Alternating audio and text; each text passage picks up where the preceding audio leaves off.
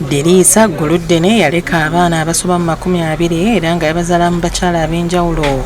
Ngono yafa mu mwaka gwa 2006 n'aleka eddamu omwali abaana be n'ebyobugagga.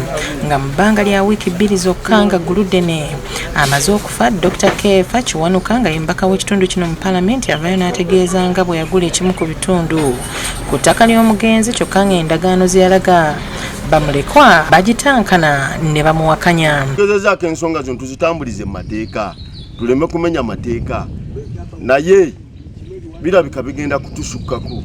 Kyapa tukirina ebiwandiiko byaffe byonna weebiri. Mu mwaka gwa 2012 bamulekwa baasalawo ensonga okuzitwala mu kkooti ekibuga nga kati ebbanga lya myaka 8 omusango tegusalawanga era nga baakagukyusizaako abalamuzi 5 ekitabudde oluvannyuma lwa kkooti okulagira enjuyi zombi okukozesa ettaka lino kyokka nga bamulekwa bo bwe bagezaako okulikozesa omubaka Kiwanuka Kefa abagulako omusango. Bwatugulako emisango wano ku poliisi batwala ne basiba ne tuvaayo tudda mu kkooti. Kkooti tayagala gigondera ekiragiro kye yayisa ati asazeewo ayagala alisibe lwa mpaka. Omusasi waffe watuukiridde omubaka Kefa ayogerwako annyonnyodde bw'ati ku mbeera eno. Bampita ewaabwe tugende tuteese basooka ne bampita mu 2007 nga bakabatwala mu kkooti ne bagamba nti tuteese. Okwandibadde ng'okuteesa bakadde baabwe bagamba nti Kefa tutegedde ettaka waligula. Tebaŋŋamba nti baagala ettaka tubagabanire wakati tebambaweeko at least half nabo basiga nange nsigaze half kyenagaana. Naye ate n'ekirala siraba nze kiki kibatawaanya kubanga kati ŋŋenda kulisiba era ŋŋenda kubanga ndikozesa bwe bali banga balina ebirala bye baleese oluvannyuma ne bagaa nti kakati omusango gunsinze kale byenkoleramu bali bitwaliramu. Mu ngeri emu waliwo abooluganda abavuze kati ebifuba bibabugume ng'entabo eva ku omu ku booluganda ebigambibwa nti yadda ku ttaka ly'ekijja n'alitunda nga bano beerumiriza buli omu nga bw'ali omunnanfuusi.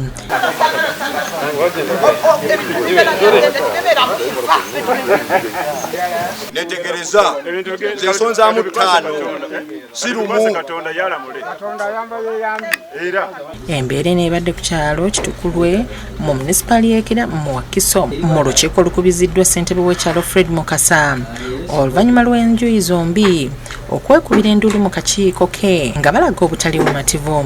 Naye omu ku bo yayogerwako nti yasobola okuganyulwa kubanga ye yatunda banne nga tebaliwo era tebagabana kwezo ensimbi ze bajja mu kufumba okwo. Olukiiko luno lutuuziddwa akati mu kkubo ku ttaka ly'ekijja erikaayanirwa erya AKM nga kigambibwa nti omu ku booluganda George William Luwalira bwe yali atunda omugabo gwe ogwamuweebwa ate yaddira ekijja n'akitundiramu nga kye kibaleetedde okutabuka. Naye ennyumba teyakola ki teyaliiwo ne tukaba tukoze tutya katutunde ekyo ekitundu ekisigaddewo tusobole okufuna ekitundu ekirala kisobola sengako taata tumukole ki tumuleke kubanga alabika amazeewo wonna. Luwalira mu kwewozaako yeegaanye okutunda ettaka lino.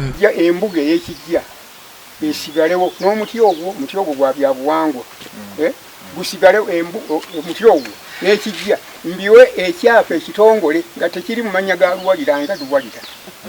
Bwe babanga tebakkiriziganya n'ekyo tugende mu kkooti tugende ekyetagisa tuyite abaagula bonna babeewo tulabe engeri gye tukkaanyaamu kubanga baagula bamanyi nti Mwami Luwalira yina nnyini. Iriza nti tubongereyoko obudde bwa wiiki 2 wabeerewo okwogerezeganya nga tetunnalowooza kyakuzzaako. Kizza Wire ne Marvin Museebe bakusakidde eggulire lino Crabkedde TV.